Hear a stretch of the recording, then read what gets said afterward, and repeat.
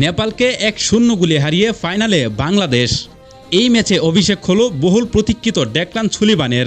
নিজের অভিষেক ম্যাচে যা ছিনিয়েছেন এই রাইট ব্যাক। মুর্শেদ আলীর বাড়ানো সেট পিস থেকে শূন্য ভেসে আসা বল দুর্দান্ত হেডারের মাধ্যমে গোল করেন মানিক মিয়া।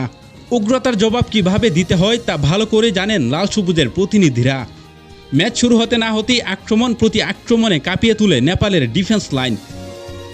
ম্যাচটা এতটাই উত্তেজনা এবং টইটুম্বুর নাটকীয়তায় ভরপুর ছিল যে সেখানে উপস্থিত থাকা নেপালি সমর্থকদের উগ্রতা এবং রেফারির একটা ভুল সিদ্ধান্ত মেনে নিতে না পেরে গর্জে উঠেছেন সেখানে উপস্থিত থাকা বাংলাদেশি সমর্থকেরা। টিস্যু বোতল ছুঁড়ে মারতে থাকলে বাংলাদেশি খেলোয়াড়রা এসে সান্ত্বনা দেন সমর্থকদের। ম্যাচের শুরুর 7 মিনিটই মুর্শেদ আলীর সেট পিস থেকে আসা বল উৎফেতে থাকা মানিক মিয়া দুর্দান্ত হেডারের মাধ্যমে গোল করলে 1-0 গোলের লিড নিয়ে বিরতিতে যায় লাল সবুজের প্রতিনিধিরা। তবে এর 2 মিনিট পরে ব্যবধান দ্বিগুণ হতে পারত রোনান সুলিভানের গোলে, যদি সেটা অফসাইডে বাতিল না হতো। দ্বিতীয়ার্ধে মানিক মিয়া সহ আরও অনেকের ইনজুরি ছন্নছাড়া হয়ে যায় বাংলাদেশের ঘুচিয়ে খেলা ফুটবল। তারপর কয়েকটা পরিবর্তনে মাঠে নামানো হয় বহুল প্রতীক্ষিত ডেকলান সুলিভানকে।